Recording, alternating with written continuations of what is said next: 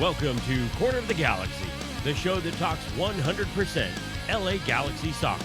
We're glad you could join us. Now it's time to sit back and relax as your hosts navigate through the twisting, turning, but never boring world of the five-time MLS Cup champion, LA Galaxy. Hello, everybody. Welcome to Corner of the Galaxy on cornerofthegalaxy.com. I'm your host, Josh Guesman, flying solo tonight, coming to you on September 21st, a Thursday evening, doing our live show from Corner of the Galaxy Studios. Glad you could join us. We have a bunch to get to, a lot of things to talk about. The LA Galaxy, absolutely for sure, in full-blown crisis right now. I said in an article I wrote earlier this week after the loss to Toronto, I said that it didn't look like this was the bottom. And I think I can confirm that once again. This is not the bottom for the LA Galaxy, all right? You have not seen the worst. You think you have. You think you have, but you haven't. And that might be a scary proposition for some people, but it is certainly understandable whenever you look at what the Galaxy are currently putting on the field and the way that they're going about things. The LA Galaxy lose 4-0 to Atlanta United in brand new Mercedes-Benz Stadium, the absolutely gorgeous venue. The only downside, of course, is that it's turf. It looks stunning on TV. I followed a bunch of social media accounts to see what it looked like there in person as well, and it looks great. And it's definitely on my list of stadiums to make it to here in the very near future. But let's face it. Everybody knew the LA Galaxy it was going to be difficult for the LA Galaxy to do anything against Atlanta. Atlanta was flying high. You would hope that the defense would be able to stay strong and possibly keep, for at least a little while, Atlanta off of the board. And just like in Toronto, the LA Galaxy started out the game as the better team. It seems like this LA Galaxy team is perfectly capable of playing 15 really solid minutes. That's about all I can give them right now. 15 really solid minutes for the LA Galaxy is about as good as you can really hope for. It was disheartening to see the first goal in. It was even worse that 7 minutes later it was 3-0. You saw a red card with Jermaine Jones there. We're going to talk a little bit about that as well. But, I mean, if you have any thoughts on this, any thoughts at all, if you want to get in here and just, even kick us off, you're more than welcome to. The phone lines are open. We'd be happy to have you call in. This is a show that's just me right now. And quite honestly, if I could get a little help in discussing some of these things, I'd love to know. So here's my question for you. I have a couple questions. You feel free to drop in at any time if you want to answer these questions. But my biggest question is of the night, at least. The question for you, the listeners, you've been watching this team. What were your expectations at the beginning of this year?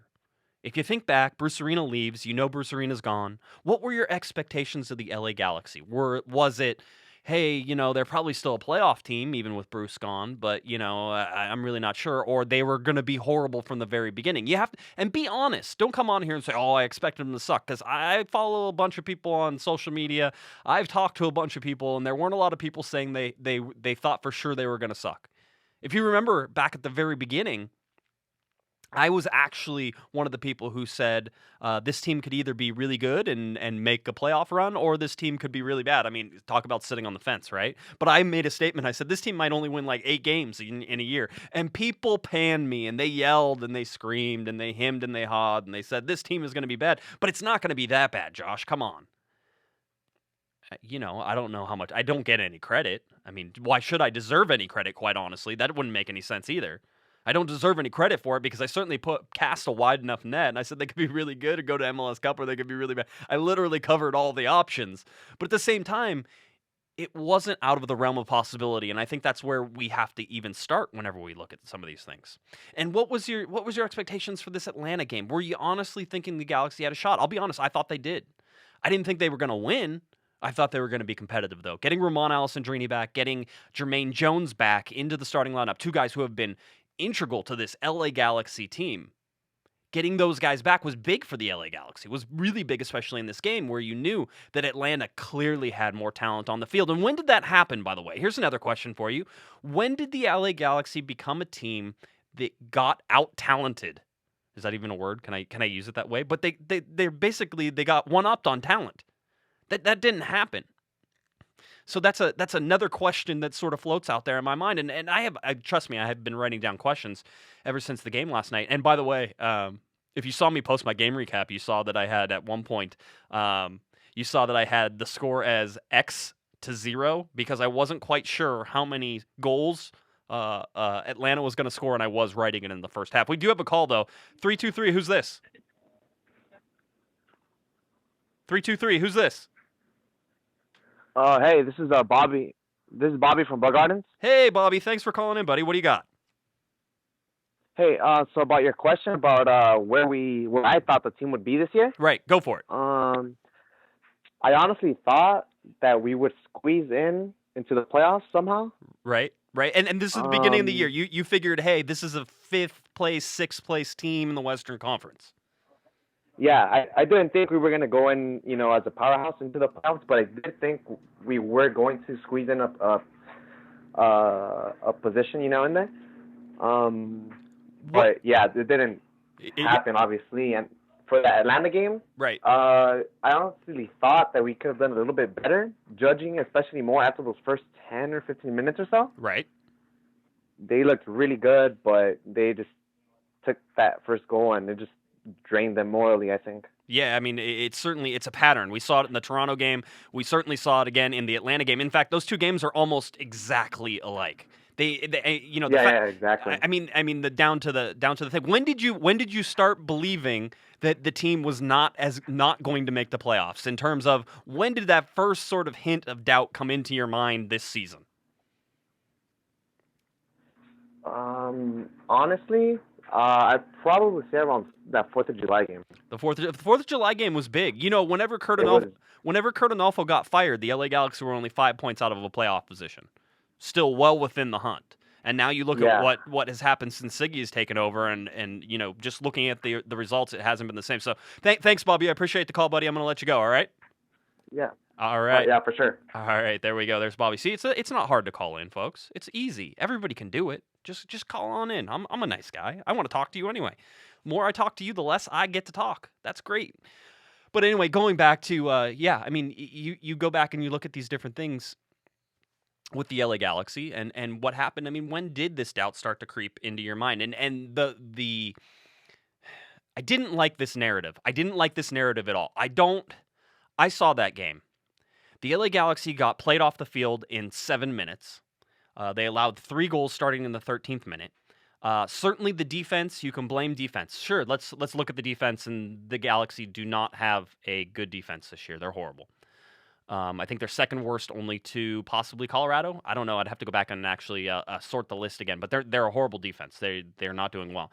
But you look at some of the places that these developments, that these plays that Atlanta scored on started, and they were easy turnovers. 2 of them are just horrific turnovers. Giassi Zardes should be benched for the fact he couldn't find Jonathan Dos Santos, who was 4 yards away on a give and go. And he gave up the ball, and Atlanta went down the other side of the field and eventually scored. You can't even call it a counterattack because the Galaxy even had people behind the ball, but it's easy giveaways. Jonathan Dos Santos, same thing. That last goal that everybody wants to blame Michael Ciani on. Great. Hey, you know what? How about I pass the ball to you? All right? And then I'm just going to let this guy who's always going to be way faster than you, I'm going to put him in a perfect position to go on a breakaway. That's what happened in this game. All right? Bad turnovers in the midfield and bad turnovers from up front continually put the LA Galaxy defense in positions to fail. And you had Rafa Garcia back there at right back again. Remember, Daniel Serra's out with the back fracture. Right, he's done basically for the rest of the year. If he makes it back, I don't know why he would make it back. He shouldn't make it back. He's got a back fracture. The dude's a stud in my book, and he gets to come back to the LA Galaxy next year and be a starter just for the fact he played for 68 minutes with a back fracture against Seattle on turf. That, my friends, is a little bit of pride in your job. All right, it's also a little stupid. Dan, what are you thinking, buddy? Just come out of the game. All right, it's not worth it. But, I mean, so you have no Dan Serres back there. You have Michael Ciani. He is not ready to be put out there. And people say, well, why didn't you put Ariano in there? Come on now. All right, we've seen Ariano play. We've seen Michael Ciani play. It doesn't matter at this point if Michael Ciani's not ready. At least get him in and start developing some chemistry with these guys. All right, you've already signed him, and we're all assuming that it's an 18-month contract, because why would you sign him for like 3 months? although that may have been the smarter idea. But the dude is in preseason mode. He hasn't played since May. He now has 2 games under his belt, and I expect him to start against Sporting Kansas City again. Keep playing him, keep pushing him, keep hoping that he finds a way to get better. All right, we'll get back to Michael Ciani here in just a second, but we have another phone call. 626, who's this? Dino. Hey, how's it going? Chilling, man. What's Are we still Go ahead. Are we still talking about the expectations from the beginning of the year? Yeah, give them to me. What did you expect at the beginning of the year? Remember to keep it G2, all right? Don't make me edit, all right? Don't make me work harder than I need to do. Don't worry, bro.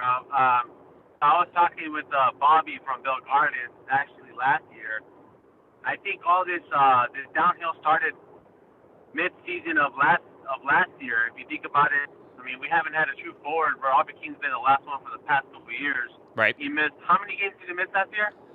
He missed I wouldn't say almost half the games, but I think he ended up playing in maybe 16 or 17 games. I'd have to go back and look it up, but he missed a bunch. Exactly. So we got a preview, 16, 17 game preview of what this whole year was going to be. And then people get mad, you know what I mean? Like, before the Galaxy even plays, they're already saying, oh, we're going to get smashed, 4-0, 5-0. And when it happens, they still get mad. It's just like, come on, why are you getting mad on something you already know, bro? I will say this. The LA Galaxy team last year finished in 3rd place in the Western Conference and was in penalty kicks to go to the Western Conference Championship last year.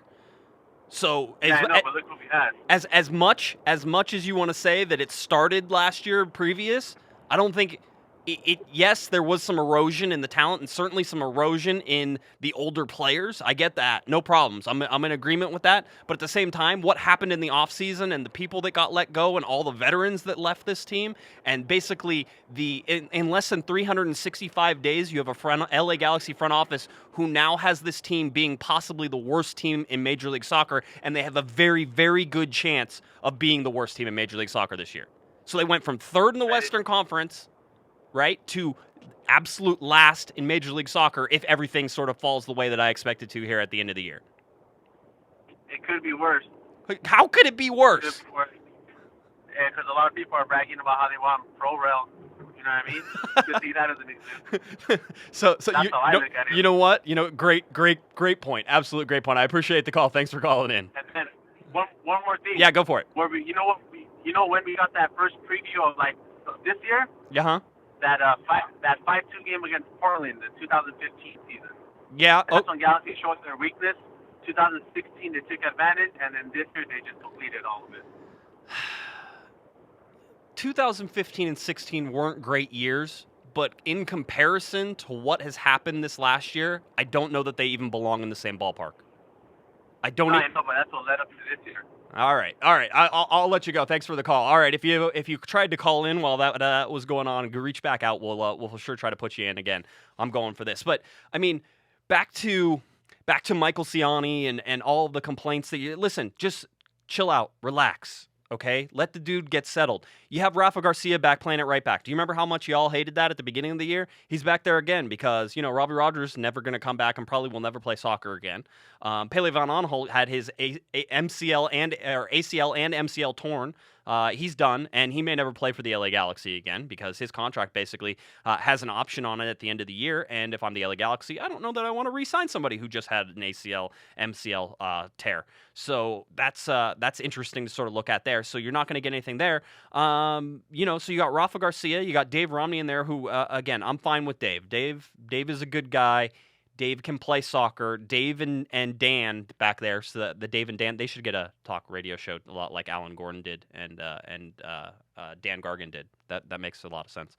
But no, if Dave Romney and Daniel Steres are back there, they have more chemistry. It was one of the reasons they were so successful. And if those two teams, if Steres was healthy, I would say don't start Ciani. I would say start Steres and Romney and let them work because they are going to be more successful right now than Ciani is as he tries to work into this team that's already in shambles. Then you have Ashley Cole back there doing everything he possibly can every game.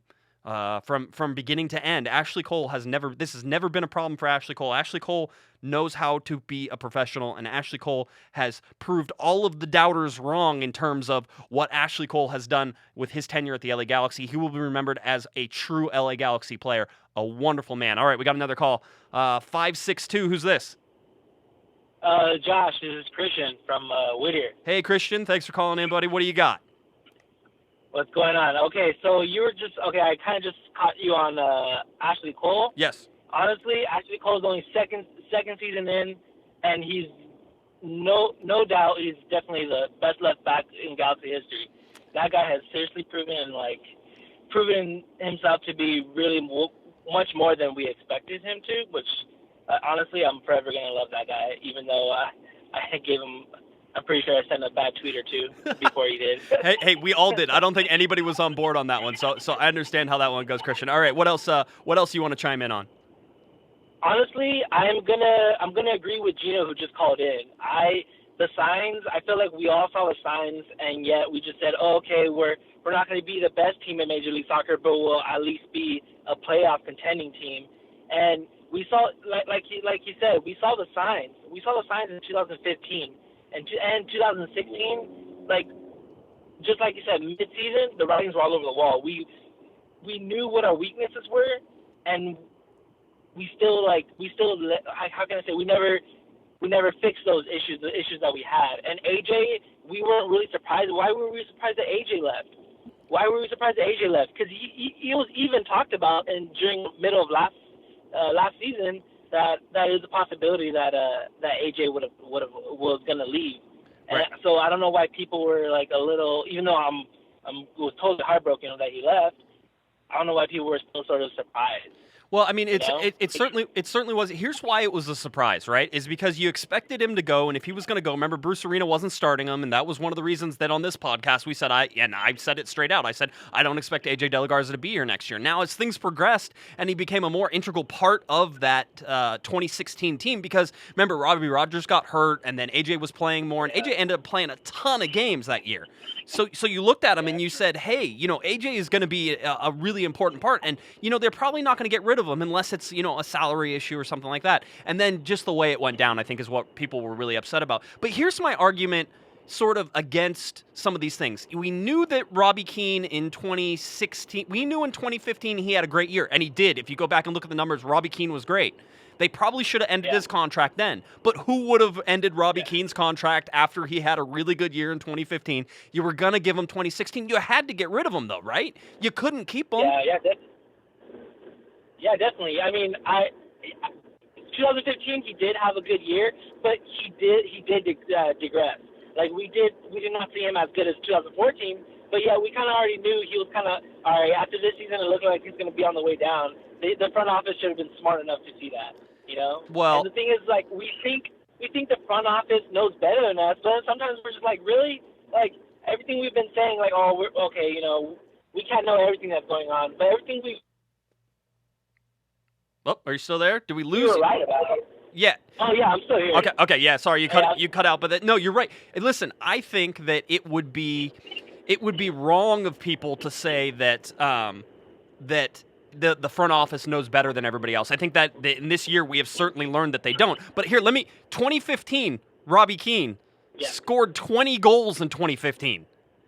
That's the most he scored with the LA Galaxy. You had to bring him back for 2016. That was not an option. But in 2016, you saw his age. And Steven Gerrard certainly showed his age. And bringing in Giovanni Dos Santos was sort of the first misstep in this whole entire thing. Because if Giovanni Dos Santos isn't brought in that 2015, second half of 2015, along with Steven Gerrard, right, then the LA Galaxy do not sign Jonathan Dos Santos in this summer transfer window when what they really needed was a striker. And now they've locked themselves in, and there's tons of problems. Awesome. Anything else you got, or are we good? I predicted the Galaxy to squeak by in the playoffs this season. This season? I really did. I thought, gotcha. Yeah, this season, and then I think I was just holding on to hope, really. I knew that it was a possibility that we weren't going to make the playoffs, like 6 games in, but then after NYCFC, I kind of that was my last. Like, no, it's not going to happen. Yep. And you know, it sucks. Even though we were kind of maybe we were thinking that it was possible, it still sucks. You know. Yesterday I was watching the game against Atlanta, and I couldn't look away. Like, I was heartbroken, and I just still couldn't look away. I still have to keep on watching and hoping that they were actually going to get one goal in, a second goal in, you know? Yep, and anything to give you hope. Awesome, I appreciate the call, all right? Thanks a lot. All right, thanks, Josh. All right. No, I mean, listen, there is always, it's like a bad accident. And I think I've said it in a bunch of stories. It's like a bad accident. It's one of those things you can't, you know it's going to be bad. You see it on the other side of the road. You know it's going to be horrible. You don't want to look at it, but you know you're going to slow down and you're going to look at it. That's the LA Galaxy. That is the LA Galaxy this year. How about this? The LA Galaxy are so bad this year. So bad. By the way, they're going to be the worst LA Galaxy team in franchise history. They have a 22-year history. This will be the worst LA Galaxy team unless they get on some sort of crazy winning streak. They have to get above 1.10 points per game. Above 1.10 points per game. All right? They currently sit at 93 or 0.93, points per game. So they're well below the 1.1.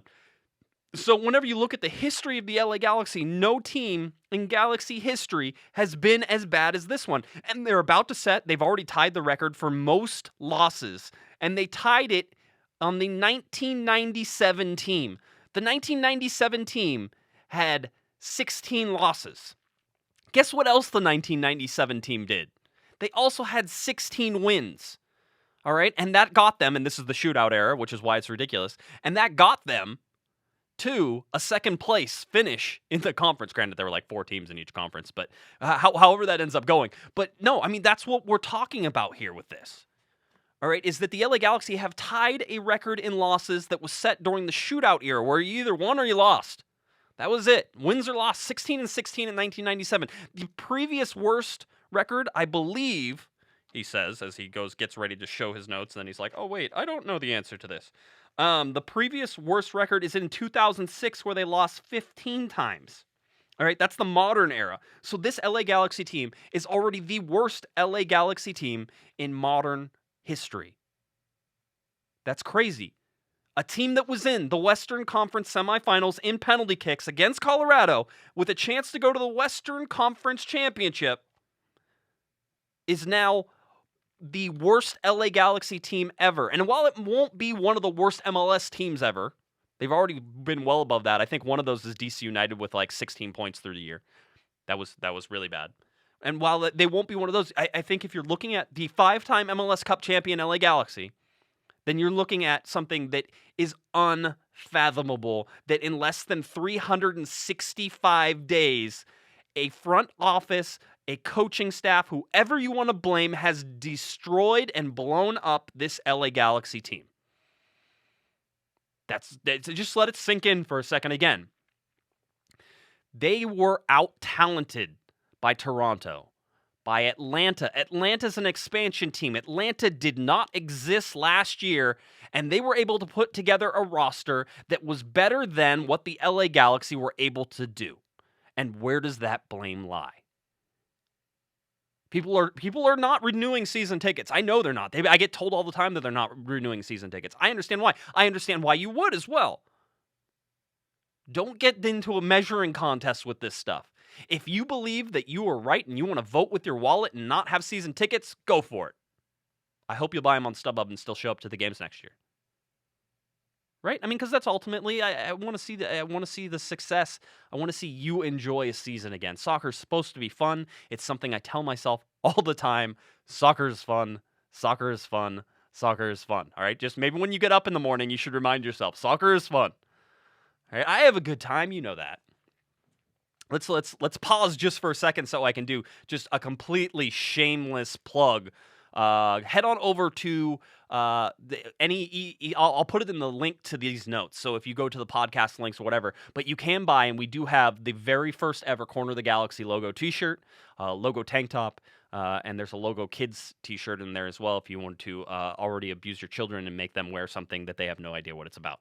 But those are available right now. If you go to bonfire.com, bonfire.com, bonfire.com, and just type in the search bar Corner of the Galaxy, you'll find our logo t-shirt there. All right, circle logo, our new logo, everything looks really great. You guys are unbelievable with the amount of t-shirts that you have bought. I would have never thought that you would have bought this many t-shirts, which is why I'm glad that I found Bonfire and that everything is working. All right, because that is amazing. I am amazed. This will be the most successful merchandise launch we've ever had. All right, and what I'm going to do is, if you bought a t-shirt and you find me at a game or find me in the off season at anything, I will give you a sticker. I'll try to make sure I always have stickers. All right, I'll give you a brand new sticker because you deserve one. And quite honestly, if you find me, I'm gonna go ahead and give you a sticker anyway, because I got a bunch of stickers and you guys did such a great job with those t-shirts that I can afford to print the stickers. So it's not even an issue. And as some people are pointing out in the chat room, I will have to wear the tank top. So I will be ordering a tank top before it all goes down. And we have about 10 days left on this campaign, maybe a little less than that. It all wraps up at the end of the year. So please get in there, get a Corner of the Galaxy t-shirt. I would certainly appreciate it. And you guys, again, have just absolutely blown me away. You're all amazing. All right, we got another phone call. 951, who's this? Hey, Josh. It's Juan from the IE. Juan, thank you for calling in, buddy. What do you got for me? All right. So, well, to continue the theme, expectations for this year. Yeah. Definitely thought it was going to be. I honestly thought that the early beginning going with the academy was kind of like a first half of the year plan. I was really expecting a much, much bigger, not Beckham level, but a much bigger signing in the summer season. Kind of the whole team was getting ready, and then summer transfer windows when we got a brand new player. I was not expecting Jonathan Dos Santos. I was going to say, are you expecting? Here's one of the things that I've been kicking around inside my head. I've been talking with Kevin about it too, and we've been kicking it back and forth. And he's like, I don't know if I want to go with that. But do you think he doesn't? And I agree with this. This is not an out for the front office. I want to tell everybody that right now. This is not an out for the front office. But do you think it was naive and arrogant of them to think that they could just plug in young talent and be successful on this team when nobody, and I mean nobody, has had success in Major League Soccer of doing that in any type of scale? Like one or two players here. FC Dallas is the one that everybody touts the most, but FC Dallas hasn't won anything with that particular scale. So do you go ahead. That was exactly the point I was thinking of, is that they thought because this time last year, everyone, all of MLS.com was talking about how great, FC Dallas is taking using their academy and stuff. And I was like, okay, I guess we can do that for a little bit. But we all knew LAFC is coming in, so we're expecting, okay, so maybe they need to get the last out of their academy, get everything working, and then the ending of this year would give me a whole different push. And now, after, again, the real Salt Lake game was the real killer for me too. It was like, oh, this front office really had no idea. Right. And that's when I gave up on the season, really. Where do you put the blame on this season? It started with Kurt Onalfo as the coach, and a lot of people blamed him. Now that Siggy is having so much trouble, and you're talking about the most winningest coach in MLS history, he now has Dominic Kinnear, who's I think the third most winningest coach in MLS history. So there's certainly the talent there on the bench. Are you shying away from the fact that it was all Kurt Onalfo? Is this the front office's fault? Where do you put the blame now? Okay, well, Onalfo was definitely the wrong choice. But whosever idea it was to cost cut so much, I'm not sure if it was like a group decision, but it's got to be one person. Whoever wanted to severely cost cut, they ruined the franchise. Because, well, not ruined it forever, but like for the year at least. Well, and maybe longer. Maybe longer. Yeah, with LAFC coming in, it was the absolute wrong time. I mean, just thinking about it in terms of like business terms, you had a competitor coming into your market trying to take your market share, and you decided to retreat. Like, that's the absolute wrong time to do that. Yeah. City should have been hired at the beginning of the year, and see if he lived up or whatever. But I mean, you brought it up. Like, when does the LA Galaxy get out talented? Or even out coached? Like Bruce Arena used to be the best. Now, New York City's bringing in Vieira, or has had Vieira for like a year now. And then Atlanta with Tata Martino. Tata Martino, Siggy's acceptable, but it's not even exciting anymore compared to where MLS 3.0. Atlanta's pushing MLS into 4.0 at this point. This is I honestly thought this was a much smarter. Not smarter. This was a better thought out plan at the beginning of the year, and then when with RSL and Jonathan Dos Santos, I was like, oh, this. Oh, sorry, we lost you there. That was my fault. I apologize. I know what you're going to say with the RSL and Jonathan Dos Santos. You think that it's not a good deal. If I'm wrong, I apologize, and that was totally me. This is why you don't let me play with buttons while I'm recording things. All right, I should have to keep my hands to myself while it's going. All right. No, I mean, and I know we had another call in there. Well, again, call back in, and I will try to do my best if you want to get in on this and talk about expectations. You want to talk about anything else? Again, we go through the timeline of things that have happened. The Jonathan Dos Santos signing is not just, the more we get away from it and the more I can put distance between it and the more I get to talk to people, the more I do that, I understand that Jonathan Dos Santos was the complete wrong move for this. They needed a striker. They needed a forward. I believe that at one point the coaching staff probably definitely wanted a forward, and I believe that the front office did not give them that. All right? And if that's the case, if that's how it all goes down, that's just a monumental error. They've now locked the LA Galaxy into 3 designated players basically for the next 3 years. Go ahead, get used to it, because there's no way you're trading Giovanni Dos Santos and Jonathan Dos Santos without putting them together, and if you don't put them together, you can't move them, and guess what? The LA Galaxy probably won't move them. All right, we got another caller here. Who's this? Hello, this is Nelly from Norwalk. Hey, Nelly from Norwalk. I like that. A little alliteration for the podcast. What do you got, Nelly?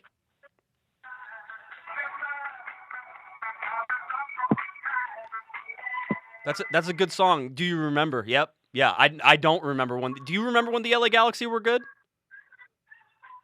No, that's it. All right.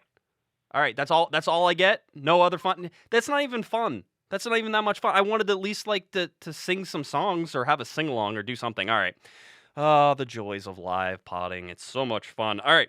But no, I mean, you go through all this with Jonathan Dos Santos, what they have done with them being locked in. With everything going crazy, I mean, this is just, I don't know. It's almost like if you're a doctor, this would be malpractice. This is just, it's ridiculous what they have done to the LA Galaxy. And how do you fix it? Again, you can't move so, you know what? I already told you, and we talked about it on Monday with Kevin Baxter. Could the LA Galaxy move Roman Alessandrini? Absolutely, they could move Roman Alessandrini. Doesn't matter that he's been the best player on the field outside of Ashley Cole on defense. Roman Alessandrini has been absolutely great, and he is a guy you would love to keep on your team. You will move him because you won't have a choice, because you can't move anybody else, and that's ridiculous that you would put yourself into that type of corner. All right, the LA Galaxy and the organization are getting outspent. They're getting outmaneuvered. They're getting out-talented. As I said, I think I coined that term, out-talented. There might be a 2 EDs on the end of that. That is ridiculous. And you do it all with LAFC coming around the corner. I was thinking about this, taking a shower this morning, thinking about the podcast, thinking about the LA Galaxy, thinking about what I saw the night before and was up late writing articles. And I do have an article coming out about Giovanni Dos Santos that should be up sometime later tonight on the Thursday night and be out for Friday, along with a game preview for the Sporting Kansas City game on Sunday, which we're going to get to preview here in just a little bit as well. But I'm thinking about all these things, and I said, it's amazing what the LA Galaxy did. Really, if you think about it, all you had to do was be mildly successful this year. Even you make the playoffs, let's say you get knocked out in the first round, that's life. Maybe you get to the semifinals, the Western Conference semifinals, you get knocked out. That's okay. That's good. And you can hold that over LAFC as they start to build their team. Because you're like, hey, you don't even have a team. We're in the playoffs. We'll see you next year on the field. That type of thing. What the LA Galaxy front office has done in the construction of this team, and in the way that they have talked about this message of coming out, of we are the LA Galaxy, and we'll always be fine, and we're always going to do the LA Galaxy thing, is just, again, it's scary to think that people thought this was a good idea. Because what you've done with LAFC now is you have made them the number 1 team in Los Angeles, and they don't even have a team. Right? Because you're so embarrassing on the field right now that people would rather be associated with a team that doesn't exist than your club. Let that sink in for a second. I know fans, and I know I've talked to a bunch of you, and you're embarrassed by what is out. Now, you may not be embarrassed to the point where you're ready to go switch over to LAFC. That's fine. And certainly some people did yell at me whenever I said that it was a battle for casual fans. In terms of how this eventually sticks out, that diehard fans would always stick with the LA Galaxy. And certainly there are some people who will move. There's always defectors. And guess what? They've done studies, and they did them in England and everything like that, and they found that most people switch teams during their lifetime. Just letting you know that now. I'm not saying that's right or wrong. I'm just telling you that that's the reality of things. All right? But it was for the casual fans. Well, now, you know what? With the way that you have behaved, and the way and the team that you have put out and the results that you have been getting, you are basically asking people to switch. And certainly there's going to be people who do that. And, again, I'm not here to judge fandom, but you can certainly put blame on an organization that all they had to do was have a reasonably good showing. And instead they decided to try and reinvent the wheel with a system that has never worked. Nobody has ever won MLS Cups with a ton of young talent that they developed themselves. And by the way, in world football, that's not even a thing anymore. That's not even a thing anymore. All right, you had Huddersfield Town, I think is where they just eliminated their youth programs. They're getting rid of them. You know why? Because most youth do not, most players that teams get now do not come from the youth programs. All right, there's very few, and you can even go to the highest echelons of footballing to see. Look at Manchester City. Are all those guys coming from their youth program?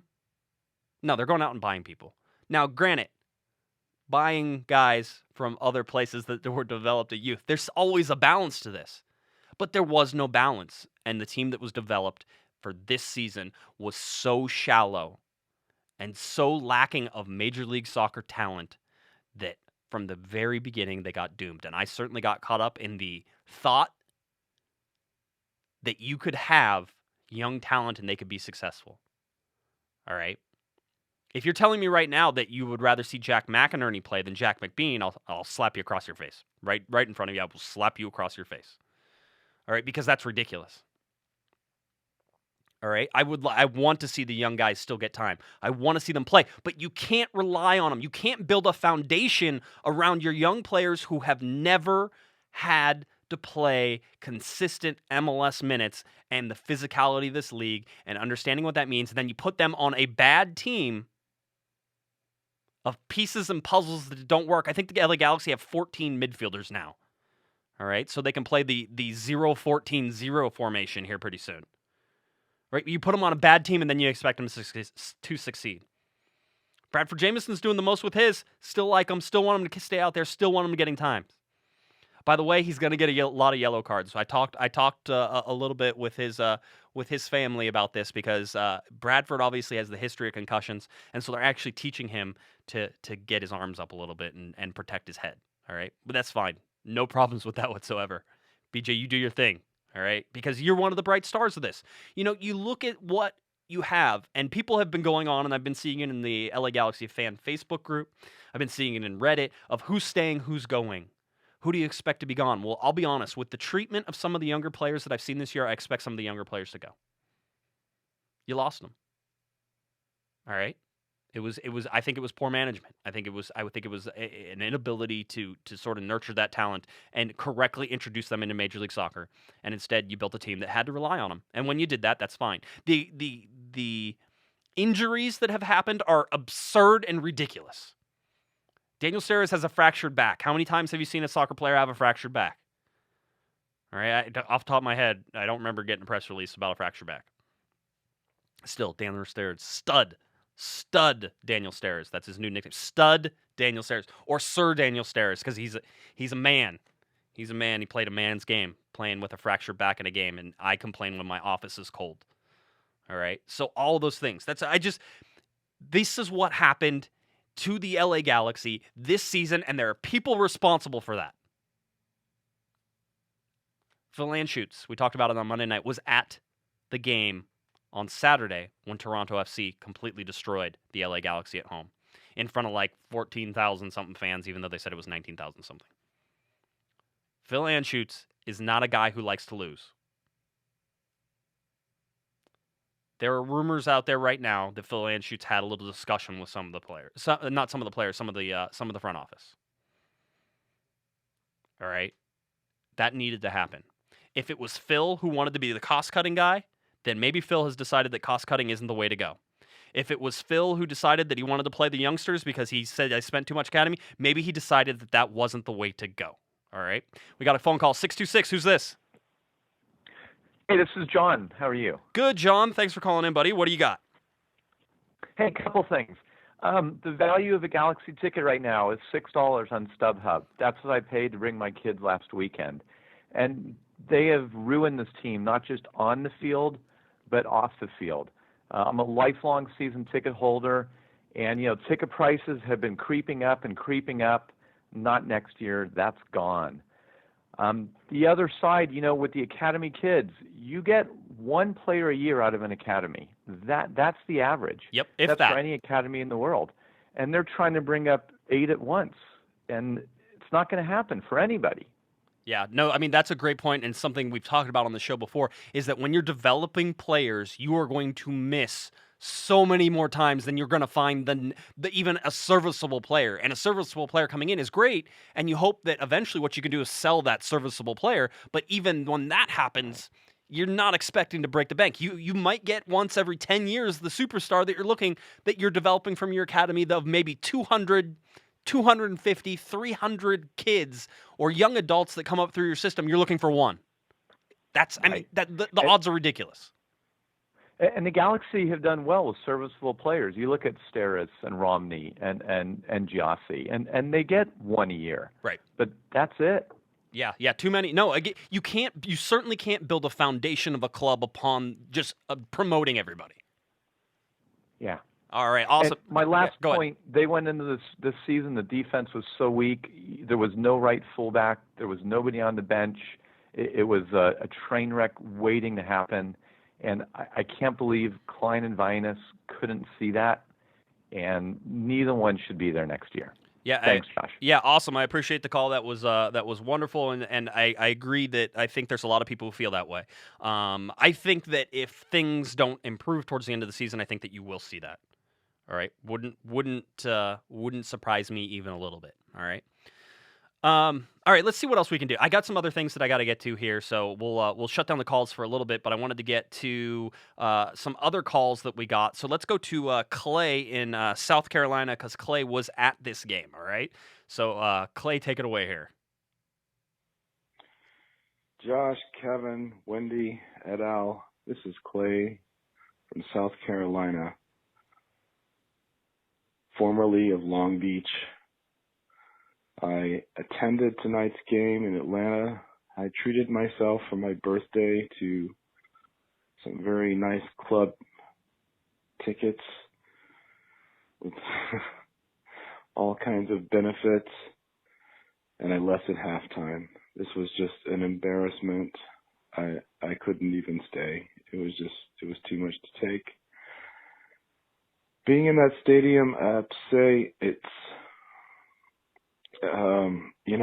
as wonderful as everyone talks about Atlanta, and I give them all of the benefits of doubt. They've done everything right. They're doing wonderfully. First team to, as an expansion team, make the playoffs and all of that.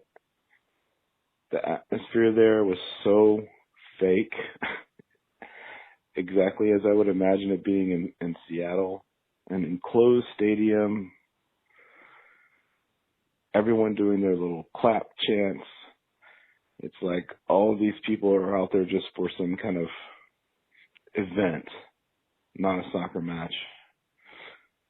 I kind of hated it, to be honest with you, beyond the fact that LA completely sucked. But what I want to say is that I am just worried about this club. I feel like with LAFC coming in, LAFC has the potential to become like Atlanta United is right now. They bring in all these fans that are there for the event, and I can see LA Galaxy becoming the Chivas USA of MLS at this point, and that I don't like that. I don't like that thought, but I feel like that's a real possibility, and I'd like to know your thoughts on what LA can do to. I don't think they can prevent it, but I think that they can anticipate what's next in MLS and capitalize on that. I think there's potential there. Big Galaxy fan here, following from far away. I know it probably doesn't mean a lot to LA Galaxy staff, front office, but we're out here. We care. We don't want to see our beloved. Oh, Clay got cut off. You know what? That's what happens whenever you go too long, Clay. But happy birthday, Clay. I apologize on behalf of all LA Galaxy people who follow the team and want them to do good. And anytime anybody travels, I always want them to see a win. And my one travel that I went to this year to San Jose, they actually won that game. So actually, I was there the last time Giovanni Dos Santos actually scored a goal. May 27th, I believe, was the date back against San Jose in the 4-2 win. So that was my luck. But Clay, I wanted to play your whole message because I think that you being there is more important than me sitting at my desk watching the LA Galaxy lose and writing my game recap starting in the second half because I knew the game was already over. I will certainly take some umbrage against Mr. Siggy Schmidt, who said that the LA Galaxy were much better in the second half. I think the reason the Galaxy were much better in the second half, Mr. Coach Siggy, is because Atlanta decided that they were done scoring. They had 4. That was all they needed, and they had a game coming up this weekend. So they didn't need to score any more goals. If the Galaxy want to take a moral victory out of not allowing them to score in the second half, okay. I'm not going to tell them what to do. I mean, at this point, I don't care if they think that, magic unicorns and My Little Pony dolls in their lockers makes them think that they're a better team. Whatever they do that, and it makes them better, and I don't care what it is. Just get better. All right, and I think all LA Galaxy fans feel that way. They need to get better. They need something to go their way. They are getting bad bounces. They're getting deflections. Jermaine Jones goes to try to stop that first one. It deflects off of him. It goes off 2 other people. And it winds up past Ciani. He can't get to it. The ball goes in. It deflects off somebody else. It goes into the net. That is the LA Galaxy. But they don't deserve the good luck either. Let's not be crazy. They do not deserve the good luck. All right, good luck comes from working hard, from playing right, and doing things, and that's what the LA Galaxy have not done. Let's get to some other things on here. Let's see what else I have as I scroll down through all my notes. I want to get to Erica's email. Erica writes in, so she says, well, to say this season has been a disappointment is putting it mildly. I'm not renewing my season tickets. Yet. I've decided to wait until January to see what moves have been made. I cannot justify driving from Palm Desert to Carson for every game when they do not play with heart or hustle. For me, Cole Romney and Alessandrini have been the only ones with any desire to play. The fact that a DP does not show up in any game is extremely disappointing. Giovanni Dos Santos wearing the captain's band, or Jones for that matter, bothers me. Jones cannot keep his head in the game, and Giovanni Dos Santos does not even seem to be on the field. Giovanni Dos Santos needs to go, and if it means taking Jonathan Dos Santos with him, I will gladly wave goodbye.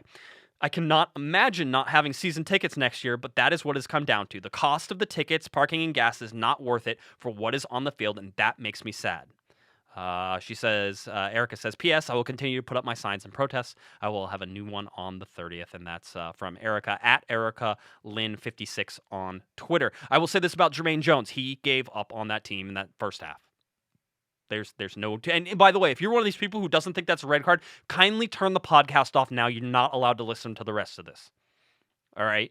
Your rose-colored glasses are so rosy that you're not allowed to listen to the rest of this podcast. In fact, I'm putting if you ordered a shirt, I'm not going to send it to you. If you think that Jermaine... I'm kidding, of course I will. But no, if you think Jermaine Jones did not deserve a red card in this game, you're ridiculous. He did the same thing that Jelle Van Dam did. He gave up on this team. Jelle Van Dam got that two-footed tackle, that second yellow card that he got in the Seattle game whenever they were losing by a whole bunch, and Jelle Van Dam never to play again for the LA Galaxy after that. That's what Jermaine Jones did on the night. All right? Jelle Van Dam was clearly, I think, one of the worst players in the LA Galaxy and had the largest effect on the overall product in the first half of this year. You can love Jelle Van Damme from 2016, but in 2017, he absolutely killed the LA Galaxy and is directly responsible for bunches of points left off the table. All right, come on at me. I don't care. All right, that is what happened this year.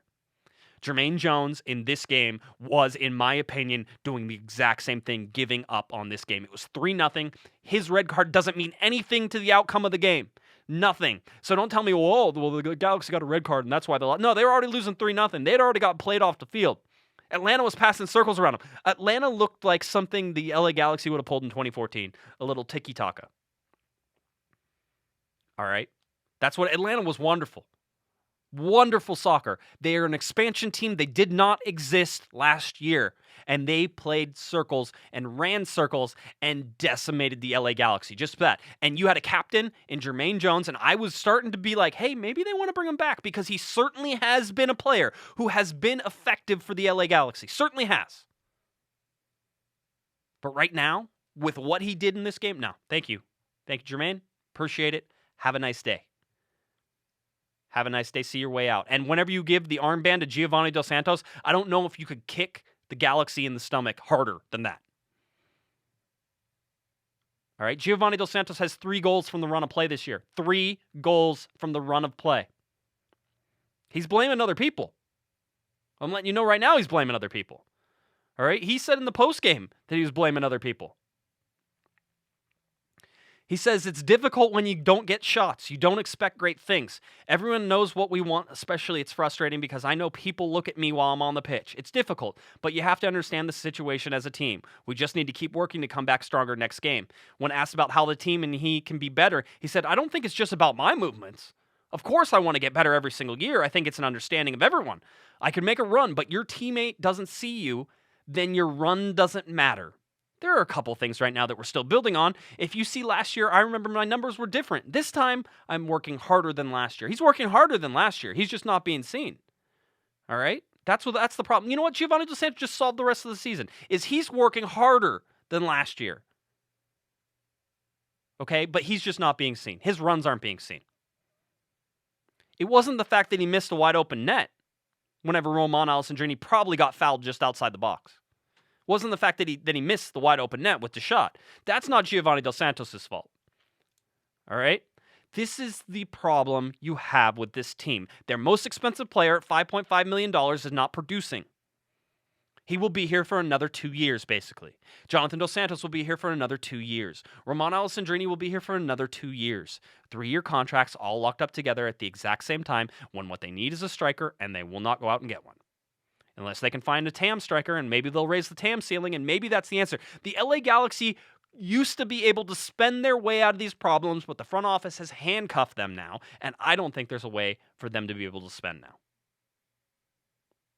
You're capped. You can only spend so much money. You can only do so much thing. It's not like you can go out and say, okay, you know what, screw it. Let's spend $12 million on somebody. You can't do it. You don't have a designated player system. And despite the fact that the front office and Chris Klein has told me many, many, many times that they could move any of their 3 designated players at any time and make money off of them, I'm calling BS. Because you can't move Giovanni Dos Santos, who you should move. You can't move him without moving Jonathan Dos Santos. Jonathan Dos Santos just got here. Are you going to move them? You're not. So you're going to be stuck with them. Who's the only person you can move is Roman Alessandrini. Again, don't be surprised. All right? And I think that right now it might even be a smart move. With the way that they have put things together, maybe getting rid of Roman Alessandrini and getting a high-price striker and spending your way out of this problem, which is what the LA Galaxy should do. Because you know what? Certainly what Toronto's doing. It's what Atlanta's doing. It's what the big teams are doing. New York City FC, yeah, remember that team? Yeah, that's what they're doing too. And the teams that aren't spending money, guess what? You're starting to see separation. All right, you're starting to see a separation. And that's what you're seeing the difference is right now. Some teams are willing to spend the money, and some teams aren't. And if the LA Galaxy and AEG, who's worth billions of dollars, can't spend the money, then hey, that's what it is. Then the LA Galaxy can, as one of our callers said, become Chivas USA. If you don't think it can happen, then you weren't paying attention this year. That's easily something that could happen. LA Galaxy have 5 games remaining on their schedule. Is that right? Is it 5? It feels like it should be more. Did I miss one? It doesn't look like it. No. Sunday, September 24th, This is the game against Sporting Kansas City. Sporting Kansas City coming off of an Open Cup win over the New York Red Bulls, 2-1 on Wednesday night. Same night the LA Galaxy got slaughtered in Atlanta. All right, Wednesday, September 27th, traveling to Houston. That's the end of that 3-game road trip. I expect them to lose both of those games, by the way, if you're playing the home game, loss and a loss. Saturday, September 30th, the LA Galaxy have an almost reasonable chance against Real Salt Lake, except they're a lot better now.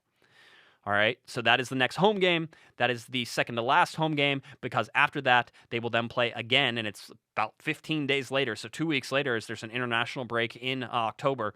October 15th, it is a home game against Minnesota United, and then away to FC Dallas. So here's what I got. I got a loss against Sporting Kansas City. I got a loss against Houston. I got a possible, I'm going to say a draw against Real Salt Lake, a win against Minnesota United, and a loss against FC Dallas, even though FC Dallas is in spiral mode right now. Spiral, spinning around like a top. Toronto FC leads the Eastern Conference 62 points. The Western Conference leader, the Vancouver Whitecaps, with 45 points. By the way, if Vancouver was in the Eastern Conference, they would be in 5th place. Maybe the Western Conference is beating up on each other. I think anybody out of the Western Conference has a chance of getting, obviously, I was just going to say the stupidest thing. I think somebody from the Western Conference has a chance of getting to the MLS Cup because, that's how it works. Somebody from the Western Conference plays somebody in the Eastern Conference. If you're in that playoff spot right now, if you're there, 45 points, 44 points with Portland, 44 with Sporting Kansas City, 44 with Seattle, 39 in San Jose, 38 with Real Salt Lake. Real Salt Lake is a playoff team now, FYI. Don't miss that. All right, if you look at all those things, then you're looking at a team in the Western Conference that's probably going to end up playing Toronto, although we have seen teams that win Supporters Shield don't always get to MLS Cup. It's a 2-game series. Anything can happen. We have the injuries that you all know we have. Sebastian Lletget injured. Baggio Sidic injured, although he's back to training. We'll see when I don't know that he's in any type of rush to get back. And the LA Galaxy have about 40 midfielders. I make that number larger every time I talk about it. Pele Van Aanholt, the torn right ACL and MCL, he's out 6 to 9 months and possibly won't be back with the LA Galaxy. And you have Daniel Steers out 6 to 8 weeks, which probably looks like the end of the season here with the fractured back and no reasons for him to come back. Jermaine Jones will be suspended for the Sporting Kansas City game, remember, because he got a red card. A red card that he says that VAR determined was sort of unclear whether or not it was a red card on VAR. Again, I just wonder what kind of, I was going to say mean things about referees. I don't feel that the Major League Soccer referees are up to the task of reviewing VAR calls. I'm not sure any independent committee that has been tasked by MLS, whether it's disciplinary committee or that independent red card review committee, could possibly ever make a smart decision that I think is anywhere near close. So maybe it's just me, and my dad says I have a problem with referees. I always have, and it's probably because my dad was a referee growing up. He reffed a lot of my games. I didn't like it, not even a little bit. So anyway, Jermaine Jones will be red card suspended. So that means that João Pedro will again get the start and slot into the midfield, and we'll see how that works. There's no backbone to that midfield without Jermaine Jones, and however you feel about him, and certainly you heard my thoughts on him, he does provide more of a backbone there. So we'll see how that goes. Next yellow card is for Bradley Diallo, who's injured, and I forgot to put him on there. We'll see if he comes back anytime soon. Hamstring is his particular injury. And then Nathan Smith, who hasn't been getting a bunch of playing time, but with Rafa Garcia and the way that defense played, I don't know that Nathan Smith would be a horrible choice at right back. We're scraping the bottom of the barrel here, boys and girls. It's going to be difficult to sort of find somebody who I think everybody's happy with. Let's get real quickly to the game and just give you a quick preview. The game, once again, Sunday, September 24th, 2017. It's an 11 a.m. early kickoff. If you happen to be in Denver, as I will be this weekend, that'll be a 12 p.m. kickoff, just FYI. The game is broadcast on Fox, over-the-air Fox, not Fox Sports, Fox. All right, broadcast and telecast with some of the NFL games. If you're here in Los Angeles, you shouldn't have any problems finding it. And if you can't find it, you should be able to find it on foxsports.com and stream it from there, just like I'll probably be trying to do. Sporting Kansas City is 11-6-11 for 44 points. They're tied for second in the Western Conference, just 1 point off of the Vancouver Whitecaps, who are at 45 points. Really dead in this playoff race. LA Galaxy 7-16-6. For 27 points, 10th place in the Western Conference, 21 of 22 teams in the league. Sporting Kansas City were just crowned U.S. Open Cup champions after the 2-1 victory over the New York Red Bulls on Wednesday night. And Sporting Kansas City, of course, will be a very, very difficult test for this LA Galaxy team. SKC has not lost this year at home. They are 9-0-5. By the way, the 9 wins Do 9 times 3, and we can do math on this show. That's 27 points. Guess how many points the LA Galaxy have total from home wins, losses, every game that they've played? They have 27 points. So Sporting Kansas City has gotten 27 points just in wins at home, and they're 9-0-5. So add another 5 to that, they have gotten 32 points, if I did my math quickly. That Arizona State education doing well for me. So 32 points just at home this season. The LA Galaxy, they have more points just at home than the LA Galaxy do have combined in their entire thing. Just FYI, that's a fun little stat. In their only meeting this year, the LA Galaxy fell 2-1 when 2 first-half goals, one from Roger Espinoza and one from Ike Opara, allowed Sporting Kansas City to basically cruise for the rest of the game. Of course, Daniel Steres did get a goal. Dave Romney. I almost stole Dave Romney's goal. Dave Romney did get a goal in this game and put the LA Galaxy at least closer and at least made the end of the game interesting. We do have one last call here. 310, who's this? Hey, Josh, it's Davis. Hey, Davis, what do you got, buddy? Okay, so Josh, I know about the Atlanta game, and yes, we were not great, but as you said, and the real theme of your podcast episode today has been, what was our expectations starting from the beginning of the season? And my word, yes, I was definitely expecting a bit of a struggle, because the LA Galaxy would be going kind of off of a very successful Bruce Arena era, and hiring someone new, so maybe a bit of a struggle. But so at the same time, I was still expecting good stuff from the LA Galaxies. I wasn't expecting such a horrible front office, and I did not expect the amount of injuries, the lack of veterans, the lack of depth, and personal problems like Jelle Van Dam, right, stuff like that. Yeah, no. I did not.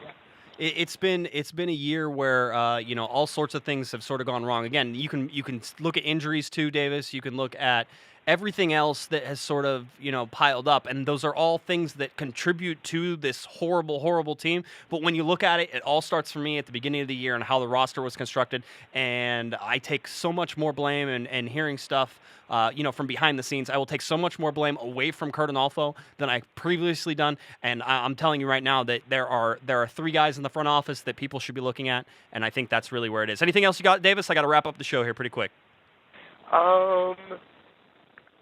No, I do not. Awesome, Davis. Thanks, buddy. We'll talk to you soon. All right. All right, there goes Davis, one of our young writers there on cornerofthegalaxy.com. No, I mean, there are 3 people in the front office. I really think, you look at Chris Klein, who's in charge of this whole thing. You look at Pete Vianis, who's in charge of putting the roster together. You look at Jovan Karofsky. Those 3 guys, in my opinion, sport most of the blame for this year. And if you think differently, of course, I'd love to hear it. You can always email me at cornerofthegalaxy.com. I'm just trying to see if there's anything else in this Sporting Kansas City team in this game that I want to get to. I already told you about the only meeting. Listen, this is going to be a tough game for the Galaxy. Again, the fact that Sporting Kansas City hasn't lost at home is a huge deal. The fact that the LA Galaxy will be without Jermaine Jones, and maybe that's a good thing, maybe that's a bad thing, that's a toss-up, I'll be honest, and even with my previous statements, it's still a toss-up about whether or not that's a good thing or a bad thing. So, we have to look at that. And, the only sort of glimmer of hope here is that Sporting Kansas City just partied hard after winning that U.S. Open Cup. Maybe their legs are a little tired. Maybe, they're not in the bed. Maybe they didn't have enough time to recover from the whole thing, although they play on Sunday instead of Saturday. So you look at all these things. Maybe. There's maybes in here. There's nothing for sure with the LA Galaxy. I think at this point, you want to see a good, solid LA Galaxy game, a lot like they did when they took the game to Seattle up in Seattle. That was a good LA Galaxy team. They cannot give up the first goal. The LA Galaxy cannot give up the first goal. It is the most important stat that there is. They cannot give up the first goal. You know what? You're all going to wait for me as I go and look and try again to figure out how many first goals the LA Galaxy have given up. And I pull out my handy dandy sheets here. I look at the LA Galaxy's record, and this was the last one. They are now 2-15-2 when they allow the first goal. Did you hear that? 2-15-2. That is 19 games. 19 games the LA Galaxy have given up the first goal out of 29 games played. 10 games. 10 games. Some of those were probably shutouts. All right? 10 games the LA Galaxy have not given up the first goal. All right? Those were probably the most positive results the Galaxy have had the whole time. Their record when scoring the first goal, 5-1-1. 5-1-1. Do you see the difference? You can't give up the first goal. That starts in the midfield. That starts with the forwards. LA Galaxy need to get on the same page. Siggy Schmidt needs to get these guys right. This Sporting Kansas City game is a lot more important for morale because if you do even just a little bit better, if you take a step forward, if you don't have 4 goals scored on you, hey, let's start with that. If you don't have 4 goals scored on you, you can do something in this game. You can then build the momentum to Houston, and Houston's struggling a little bit right now. All right, you have a chance to get at Houston, who just lost at home to Colorado for the first time this year. That was the first loss for Houston at home. So these things are starting to, if you can just get a little bit of momentum, you can not salvage this season. The season is a disaster. It doesn't matter. But you can do stuff that starts putting building blocks. You are evaluating. Alejandro Moreno, somebody wrote in and said that the broadcasting crew was so anti-Galaxy last night. I'll tell you this. Yes, they were. You know why? Because the LA Galaxy suck. That's why. I don't know. Did that shock you? That shouldn't have shocked you. All right? The LA Galaxy suck. That's why they're in. You know what? You know when they say nice things about you? When you do good things like Atlanta does. Alejandro Moreno basically said that the LA Galaxy don't even look like a shell of their former team, and he is not wrong. If you came into this, and I came into following the LA Galaxy, you guys know the story, in 2008, one of the worst years. In fact, right up until this year, it was the worst year ever for the LA Galaxy. I saw them build in 2009. I saw them what they were able to do in 2010. 2010, a disappointing year for the LA Galaxy. But then the rebound in 2011. The Cup win in 2011. The Cup win in 2012. The disappointment in 2013. The 2014 win. It takes time. It takes somebody with a plan. The LA Galaxy need to find a person with a plan that can execute a plan that knows what they're doing. All right, Alejandro Moreno, Ali Moreno, he's fine in my book. All right, and you shouldn't be mad at him either. It was because he was throwing truth at you the whole night that you didn't like it. And they were right. The LA Galaxy were horrible. I don't know that you could find a positive in that game. So if you found a positive in that game, like, hey, they didn't score 7 goals like they did in... Well, New England got, like, 2 red cards. The Galaxy just got 1. Maybe that was it. Maybe that was it. You go back and look at the stats in the box score on this one, and people are going to point to that red card as the reason. And then they're going to say, oh, but, you know, Atlanta got a red card too, which was, again, not helpful for the LA Galaxy. Find a striker. Find somebody who can provide some offense. The guys you have up there can't do it. Bottom line. All right? Keep your eyes peeled. Our wonderful co-host on Monday nights, Corner of the Galaxy's Kevin Baxter, writes for the LA Times, does a great job. Keep your eyes peeled for an article, possibly coming out on Friday, maybe Saturday. It's a good one. You're going to want to read it. All right? It's a good one. Just giving you a heads up now. Pay attention. Kevin will tweet it out if you want to follow him at kbaxter11. Let's see. We had 500 shows. I know a lot of you know that. We did. We've surpassed 500 shows. I want to thank everybody who has helped us get to 500 shows because certainly I didn't do this by myself. And when I first started, I was really bad at this. And you're saying, oh, Josh, after 500 shows, you still suck. And that's okay, too. But thank you to everybody who's helped us. Thank you to the listeners. You guys are amazing. Absolutely amazing. You know, I love to hear myself talk. I'm not going to lie. And I'd probably do this podcast if nobody listened. But the fact that you do makes it so much more fun. I probably would have quit it by this time. Maybe. Who knows? I don't know. I just talked to myself for, over an hour. How many? Honestly, only in podcasting can that be considered healthy or something to attain that you talk to yourself for an hour. And you know what? I didn't have to because you guys actually called in and were great. So that's it. That's going to do it for our podcast tonight. Amazing calls that came in that I didn't get to. I apologize. Lots of amazing people have written in and sent us different things. So I want to thank you all for doing that. And again, bonfire.com, search for Corner of the Galaxy or go in the podcast notes. You can find the link to buy a CoG shirt. Limited time, first run. You can say you had the first one. That sounds amazing. All right, if you're looking for me on Twitter, at JGuesman, JGUESMAN, and at Galaxy Podcast, head on over to cornerofthegalaxy.com for all our podcasts, all of our news, all the Giovanni Dos Santos article out for you on Friday, game preview for you on Friday. Sign up for our Friday substitution. Our weekly email goes out on Fridays. Highlight some things that you may have missed. That's it. Every once in a while, I'll send you some deals on some things, too. All right? They were some of the first people to get those shirts. Just letting you know. All right, sign that up. You can go to our website, go to the Contact Us form, and you can find the email list right there. All right, for nobody else but myself and all of you wonderful callers, thank you for 500 shows. You guys are awesome. I'm Josh Guesman. You've been listening to Corner of the Galaxy on cornerofthegalaxy.com. Have a wonderful night.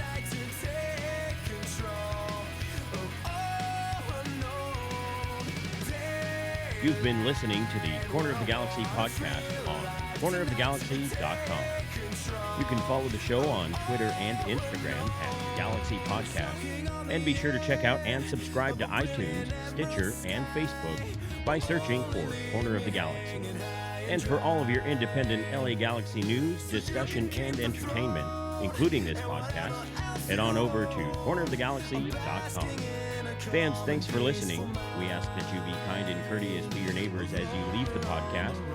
We thank you for joining us and look forward to seeing you again. Until then, I'm Michael Araujo, and on behalf of the entire Corner of the Galaxy crew, goodbye, everybody.